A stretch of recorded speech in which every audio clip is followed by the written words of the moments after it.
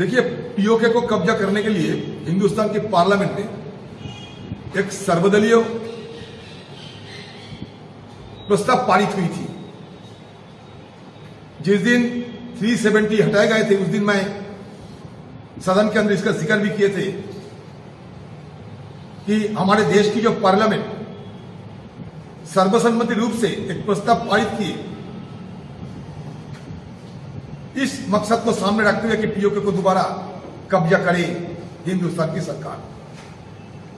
ये कोई नई बात नहीं है। सब कुछ निर्भर करते हैं जो सत्ता चला रहे हैं उनकी मानसिकता पर और स्थिति पर। देश की हित, देश की सुरक्षा किसी तरह करना चाहिए और इसके लिए जो भी कदम उठाना सरकार वाजिब समझे, सरकार उठाए और इसके लिए समर्थन की कोई कमी नहीं होगी कांग्रेस की पार्टी की तरफ से। ये हम लोग सर्वदलीय बैठक में स्पष्ट रूप से बताया था। दुख की बात यह है कि उस दिन देश की प्रधानमंत्री स्वयं नाराज थी। उस मीटिंग से उनका बिहार जाना जरूरी महसूस हुई थी। तो आज भी हमारा पार्टी का रवैया एक ही है, चाहे कोई कुछ भी कहे। मिसाल के तौर पर मैं बताना चाहते हैं, 1971 में इंदिरा जी पाकिस्तान की कमर तोड़ते हुए बांग्लादेश को अलग राष्ट्र के रूप से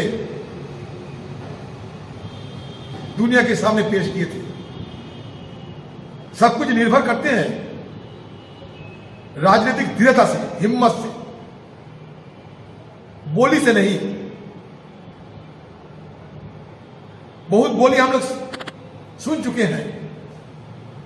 हम ये कहना चाहते हैं, कथनी नहीं करनी चाहिए। ये थे अधीर रंजन चौधरी जी, जो कि कांग्रेस के वरिष्ठ नेता है और बंगाल में उनका बहुत ही नाम है। वो अलग बात है कि वो उनकी सीट बचा नहीं पाए बहरमपुर की और यूसुफ पठान जी जीत गए एमपी की सीट, मेंबर ऑफ पार्लियामेंट, जब लोकसभा का इलेक्शन हुआ था तब। लेकिन अधीर रंजन चौधरी जी जब पार्लियामेंट में थे तब भी वो बहुत बोलते थे और अभी पार्लियामेंट के बाहर भी उनकी जो स्पीचेस है वो वायरल होती रहती है। तो उन्होंने ये कहा कि इंडियन गवर्नमेंट को पीओके पे अटैक करना चाहिए और पीओके अपने अंदर लेना चाहिए। अब ये सिंपल सी चीज उन्होंने कही। आगे मैं बता दूं कि उन्होंने ये चीज इसलिए कही क्योंकि ये जो पहलगाम का जो टेरर अटैक हुआ उसका बदला लेने के लिए अधीर रंजन चौधरी जी ने ये कहा कि हमारी गवर्नमेंट पीओके पे अटैक करे, क्योंकि पार्लियामेंट में ये बिल पास हुआ है कि पीओके जो है वो इंडिया के अंदर आता है और वो इंडिया का एक हिस्सा है। ये डायरेक्टली अधीर रंजन चौधरी जी ने कहा। तो अब हम एनालाइज करते हैं कि क्या सच में जो पीओके जो है वो इंडिया का हिस्सा बनेगा। तो मैं बता दूं, सबसे पहली बात तो पीओके एक छोटी सी जगह नहीं है, वो बहुत बड़ी जगह है। अब वहां पे अगर अटैक करना है तो आपने अटैक तो कर दिया, पीओके जो है उसको कब्जा भी कर लिया, लेकिन उसके बाद वहां पे जो लोग रह रहे उसमें से ये हमको देखना होगा कि कितने लोग पाकिस्तान की तरफ है।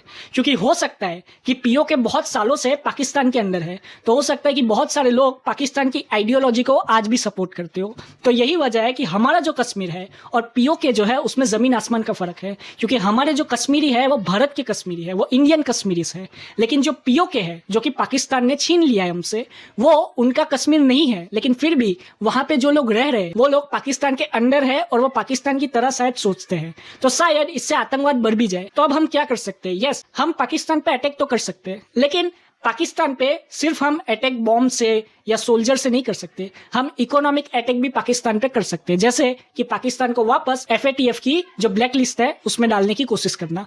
हो सकता है उससे पाकिस्तान को लोन ना मिले। वैसे भी पाकिस्तान पहले से ही भिखारी मुल्क है और भिखारी हो जाएगा तो पाकिस्तान की जनता उन पे खुद दबाव बनाएगी। पाकिस्तान की सरकार और उनका जो जनरल है वो शायद हट जाए।